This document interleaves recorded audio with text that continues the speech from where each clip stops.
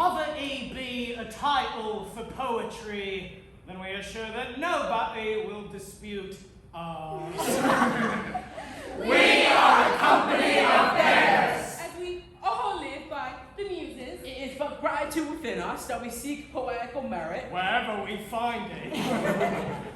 We, being the authors, we'll push this play as far as it will go. So we hope for success heartily. We hope we are forgiven. And that we've not made our opera throughout unnatural. Like those in Vogue. Oh, will you not be allowed in? Well, in useful clothes. For all employment supply, each neighbor of his brother. Whore and rogue, they call husband and wife. The priest calls the lawyer a cheat, and the lawyer curses the divine. flattery will get you everywhere, but honesty will be you nothing. Man may escape from rope and gun, but he who takes woman must be undone. 'Tis woman that seduces all mankind. Her eyes can cheat when most she's kind.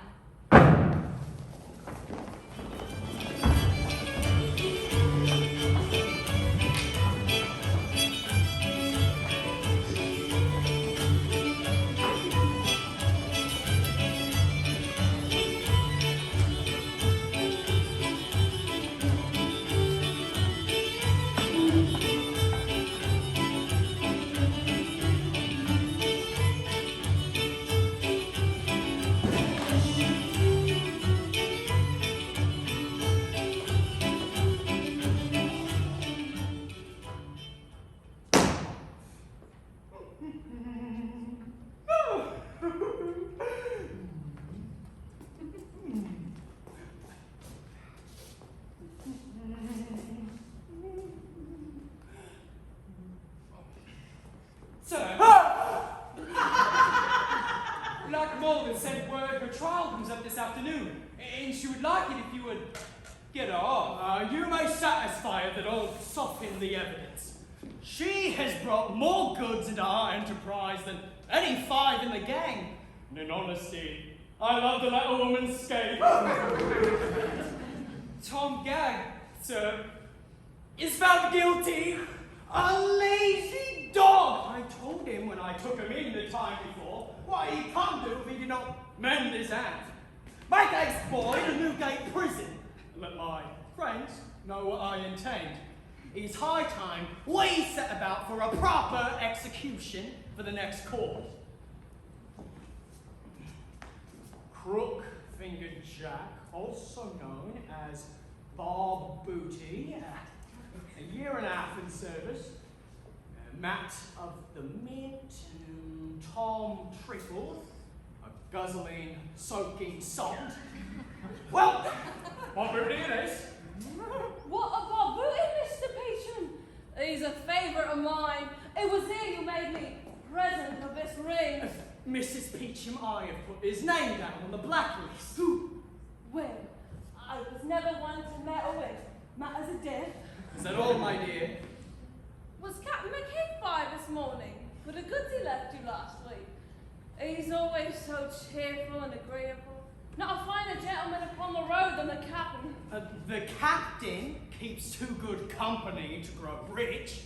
Women in taverns are his undoing. Really? Well, I am sorry, on Polly's account, that the captain has not more discretion. Polly's account? Yes, Captain McKeith is very fond of Polly. Oh, daughter, what, my dearest wife, are you saying? Only that he is very fond of her. All men are thieves in love, and like a woman the better for being another's property. We must keep those two apart. Should something occur between the two of them, it could be our undoing. What? Oh. If I have any skews in the ways of women, I'm sure Polly thinks him a very pretty man. What? Are you saying our Polly should marry you? If Polly is in love, how can we help it? Beloved, have you no discretion? If Polly marries McKeith, we be in her husband's power for. Our husband has absolute authority over our wives' secrets.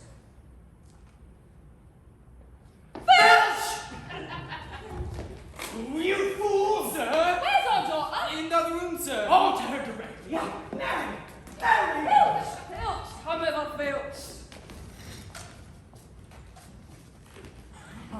I'm as fond of you, child, as though you were one of my own. Hark you, lad, now! Do you know what has passed between Cat McKeith and our Polly? And don't tell me a lie. Oh, I beg you, madam, don't ask me. I must either lie to you or to Miss Polly, and I promised I would not tell. What? Filch! Filch! What is the value of a promise worth where the honor of a family is concerned? Come, Filch, come with me into my own room. I'll give you a delicious glass of the cordial I keep for my own drinking.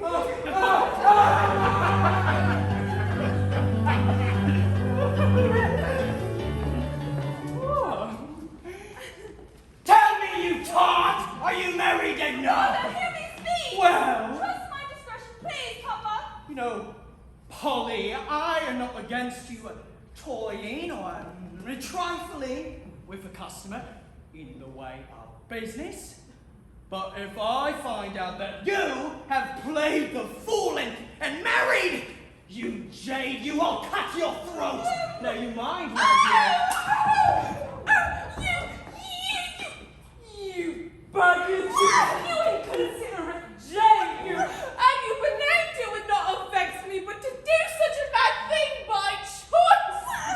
dear! Wife, what is it? The wench is married, husband, married! Married? Married! I've just dragged it from Filch, she's married! What have you done?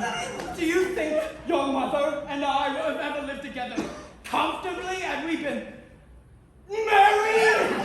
You baggage! I didn't marry him for honor or money, as 'tis the fashion, but because I love him. Love him? I thought the girl had been better bred! A word with you, Mrs.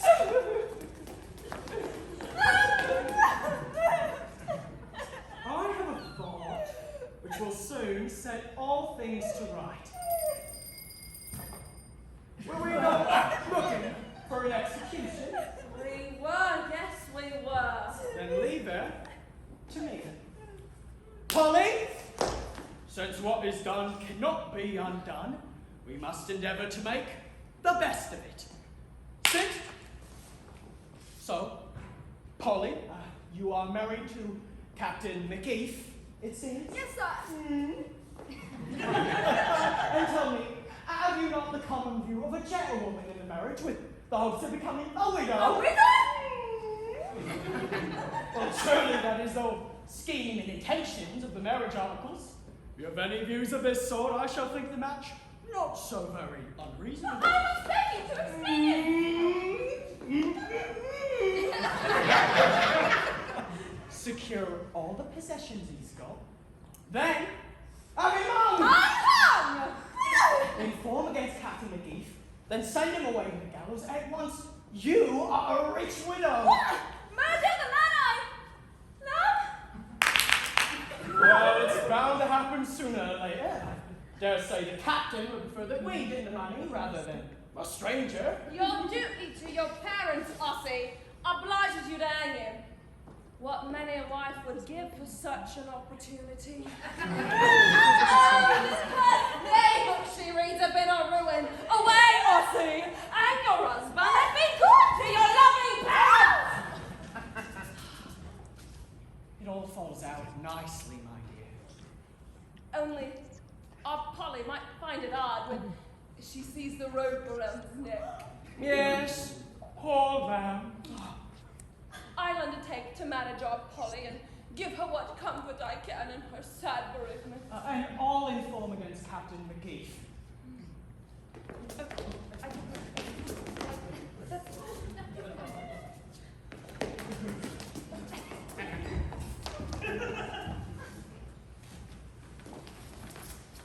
My parents would have him hanged, and they'll do it. What then will become of me? Oh, but where is my beloved now? He?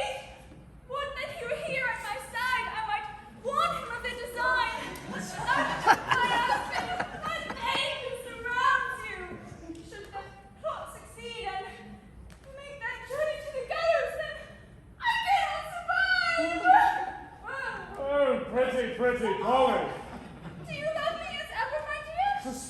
my honor, my courage. Suspect anything but my love.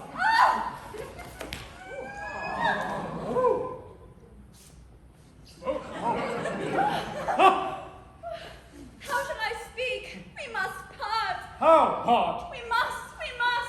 My papa and mama are set against our life.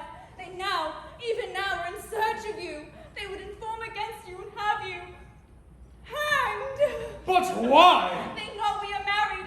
Were you dead, I should be a wealthy widow and they would partake in the spoils. But we must. One kiss then. Be gone. Farewell. Farewell.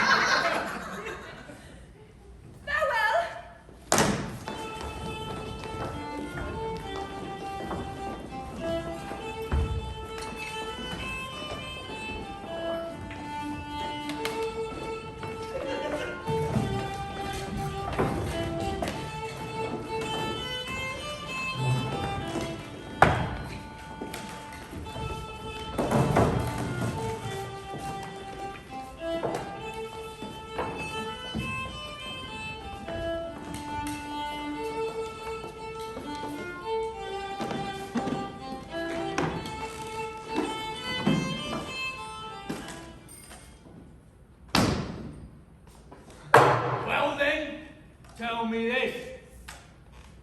Why are the laws levelled against us? Are we really more dishonest than the rest of mankind?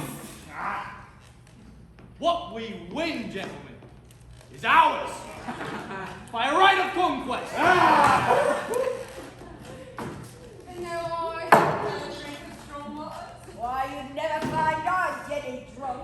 She has to keep her wits about her. Don't you, Jenny? And who are the real robbers of mankind? The rich! Miserly! And the covetous. Those with an unused surplus! Gentlemen! Well met!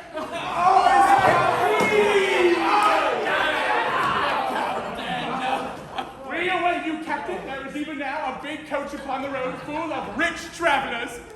My pardon, Matt, I cannot lead you this night. Not lead us? I stand in some difference with Peach, and he would inform against me and have me hanged.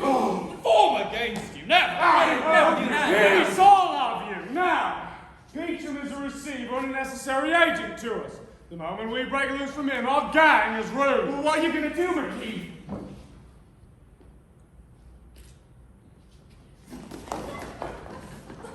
I will have Peacham believe that I have quit the gang. Quit the gang! Which I could never do.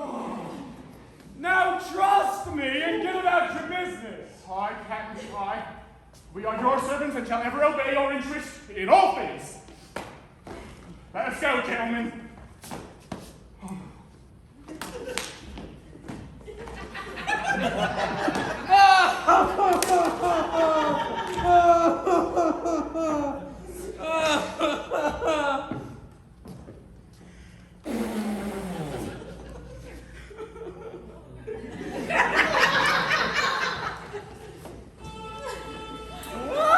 What must he?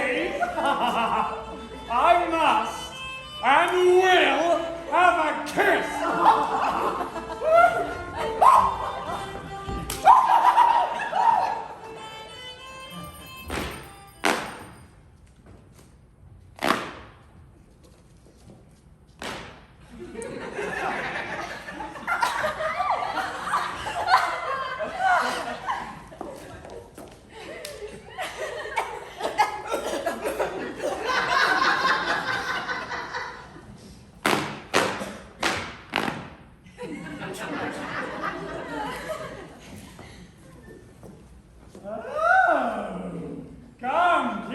me, Jimmy. Oh, 'tis not convenient, sir, to show my fondness among so many of my rivals.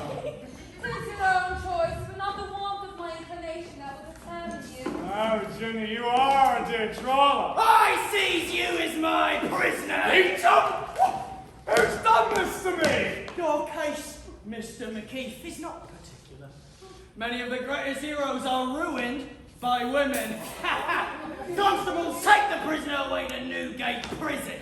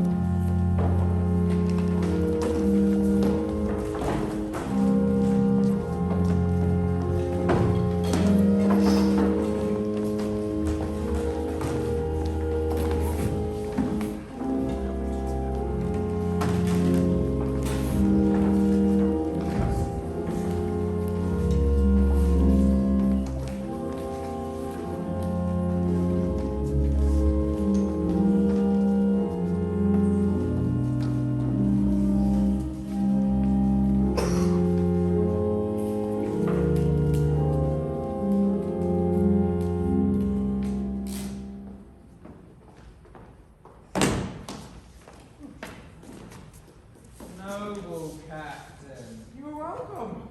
You've not been a guest of mine this year and a half. You know the customs, sir. Bring out the feathers.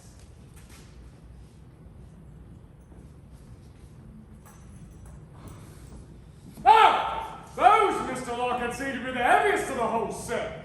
With your leave, I should like this pair better. Well, you, Captain, you know what is best for our prisoners. When a gentleman uses me with a civility, I always do the best I can to please him. We have all prices from 1 guinea to 10, And it is pleasing if every gentleman Should please himself. Oh, I understand you, sir. I thought you would. But examine them. How genteel they are made. They will fit as easily as a glove, and even the nicest gentleman in England might not be ashamed to wear them. And so, sir, I'll leave you with your private meditations.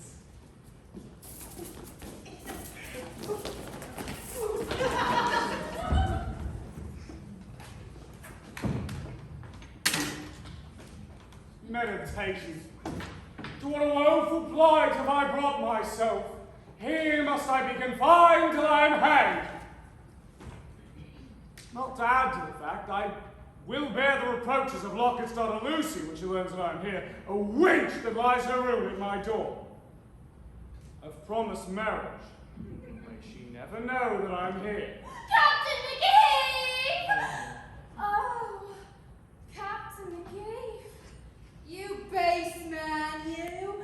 How can you look me in the face after what is past? Between us.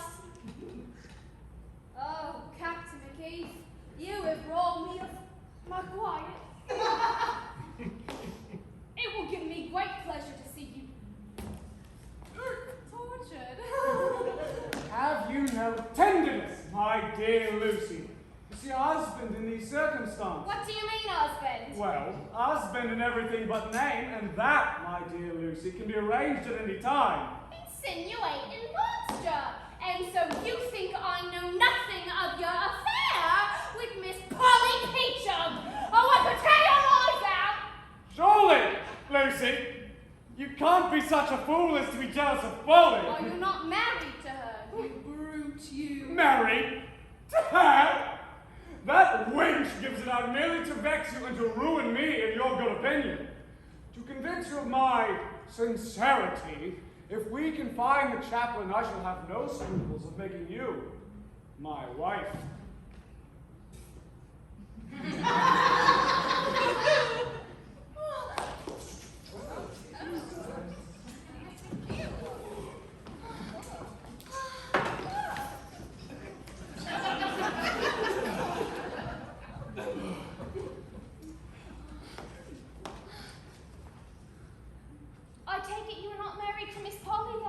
My dear, the girl is prodigiously conceited. There is my father. This way, on my lap upon the chaplain. I long to be made your woman. In this latest affair, Brother Peacham, we all agreed. You've consented to halves in the reward money for McKee. Oh, we shall never fall out about an execution. Whence came you, hussy? I've been looking for the chaplain, father, for I have much to confess. And so I think you should. You've been whimpering and fondling, like a spaniel over the fellow that has abused you. One can't help love. One can't cure it. It is not within my power to obey you and to aid him. Oh. Brother Lockett. Brother Peacham!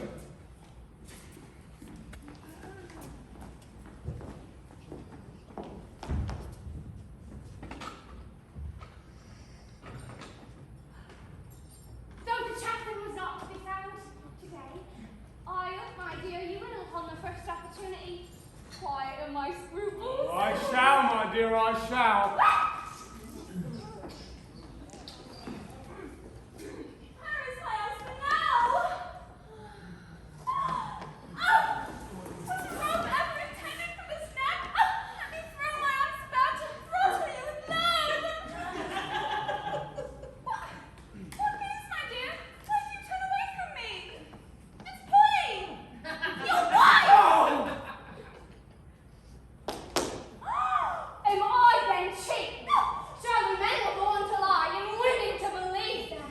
Oh, villain, villain! Look at me! Tell me, am I not his wife? Perfidious wretch! Barbarous husband! And had you been hanged 5 months ago, I would have been happy. And I too! My dear Lucy, be pacified. This is all a trick of Polly's to make me desperate with you in case I get off. If I am hanged, you'd have the credit of being thought my widow, huh? Really, do you seek to aggravate my misfortunes? If you are determined, madam, to raise a disturbance in the prison, I shall be obliged to send for the turnkey to show you the door.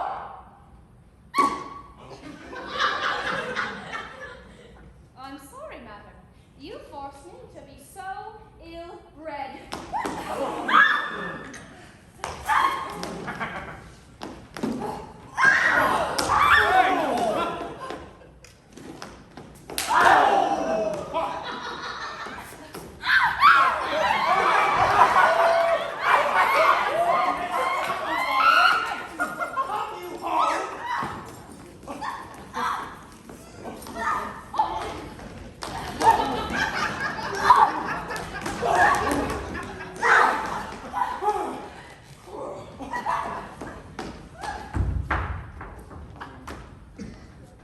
I should rather see the end than in the arms of another. If you refuse to assist me against Peacham and your father, you place me in a place far beyond the means of escape.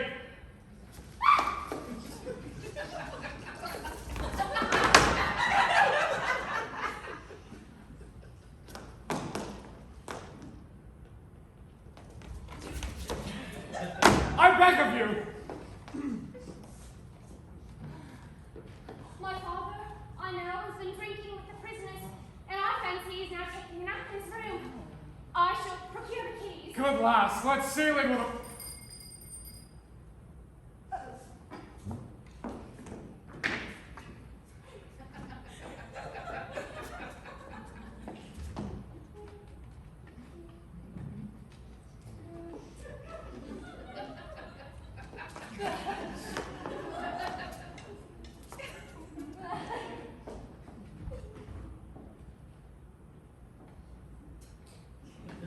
Be a snake!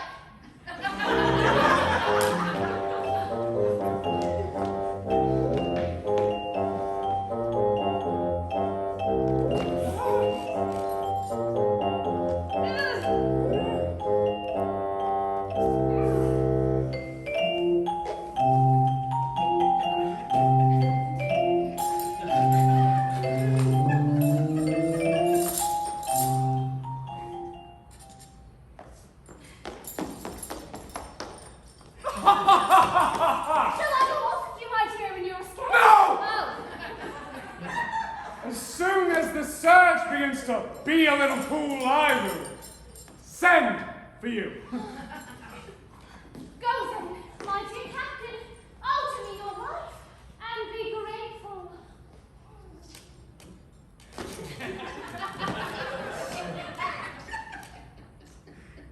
The keys. The keys! Who has taken them?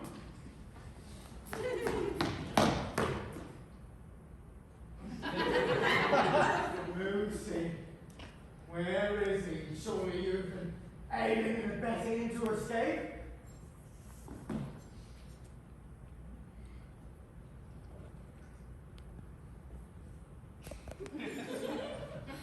What have you to say, my girl? As you suspect, sir, I am very fond of him, and I would have given of our own money to have kept him with me. When a woman loves, a kind word, a tender thought can convince her to anything. And I would have no other bribe. You will always be vulgar, Lucy.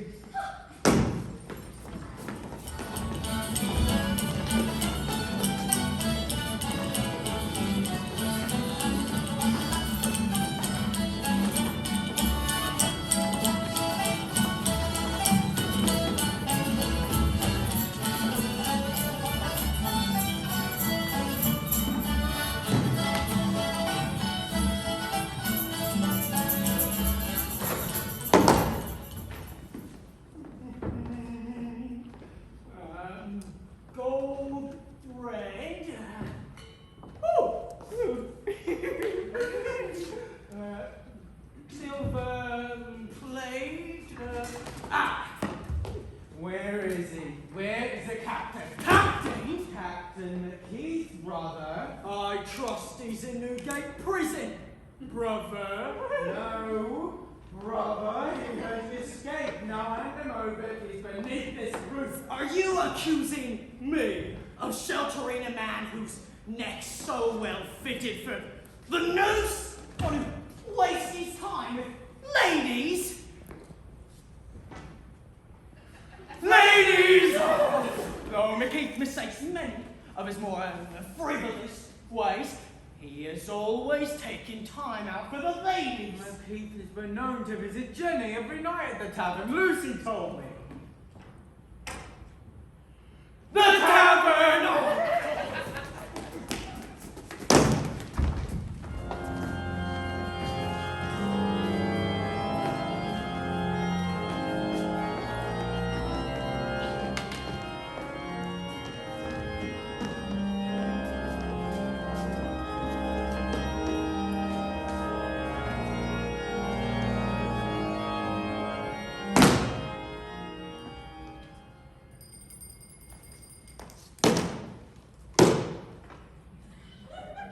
Jealousy, fear, love, and rage are tearing me to pieces. Polly has sent word that she would like to come visit me. Why, I know not, for I have not been idle. I have here a bottle of ratsbane to poison her with. I run no risk. I shall lay her death upon the chin, and as so many die of that these days, I shall never be called into question. But say I were to be hanged, I could never be hanged for anything that would give me greater pleasure than the poisoning of that troller. Madam, is Mrs. Polly come to wait upon you? Show her in. Miss Lockett, your servant? I hope you will pardon my passion when I saw you last. But I was so overcome with passion, I was perfectly out of myself. I too must claim you pardon for my own behavior, madam. It is for this reason I am come. I admire your civility, Miss Polly. In the way of friendship, will you give me leave to purchase a glass of cordial for you? I hope, madam, you will excuse me, but strong waters are apt to give me a headache. Headache? Never. I assure you, Miss Polly, one taste of my liquor and you'll have perfect peace. I'm sorry, madam, but my health will not allow me to accept such strong waters. But what ails you, Miss Polly?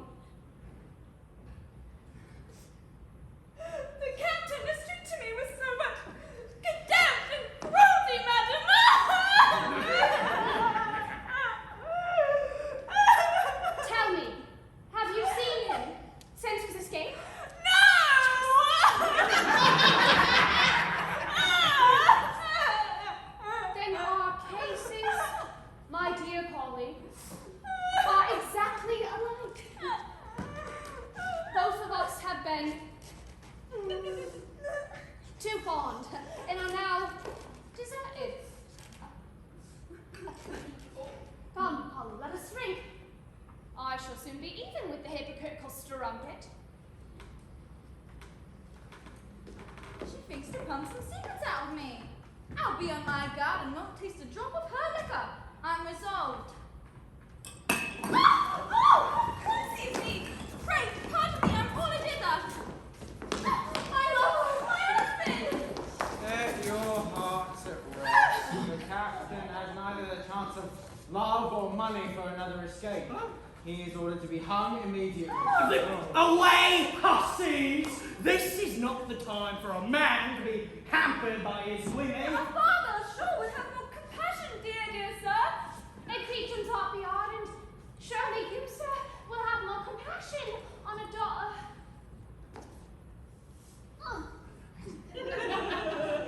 The evidence is in your favor. How then can you be a tyrant to me? McGee's time has come. Therefore, cease your whimpering and whining. Yes, your husband has to die today. Therefore, it's high time you set about for another. My dear Polly. My dear Lucy. 4 women more, Captain, with a child apiece. My husband!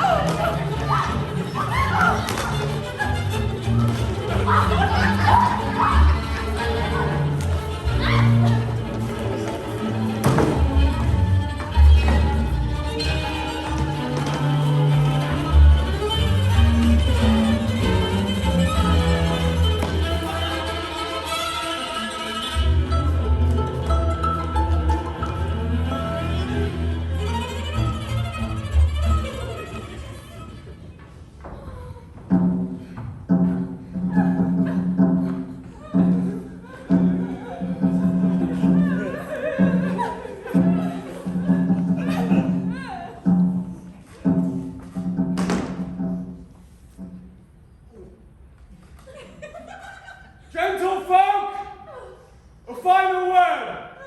How am I come to this pass?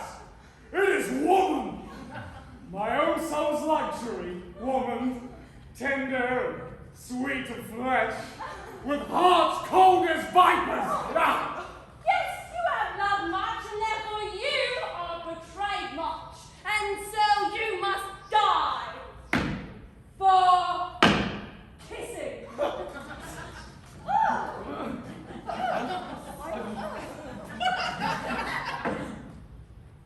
Reprieve. Reprieve. Reprieve. Reprieve. Silence!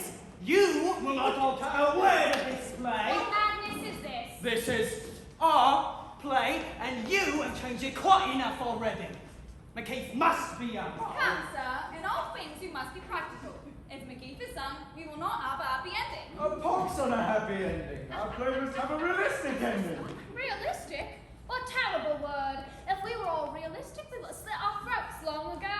But the truth must be shown. What is truth? Come closer, sirs. Are you not both being hypocritical? Hypercritical. Did you not, in the exposition of this play, state that flattery will get you anywhere and honesty will be you nothing? I did, madam, and indeed I did. Well, then, give them a happy ending, and the play has a better chance of being repeated. Repeated? Who wants tragedy when there's so much of it around us? Repeated. I will think about it. And with each fresh performance, we shall all be paid our dues. Dues? Money. Money! Money! Oh, if a happy ending is what the public wants, then why quibble? A happy ending it shall be!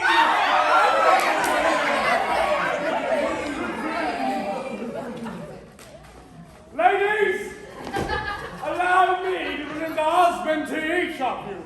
And for now, I'll take Polly for mine.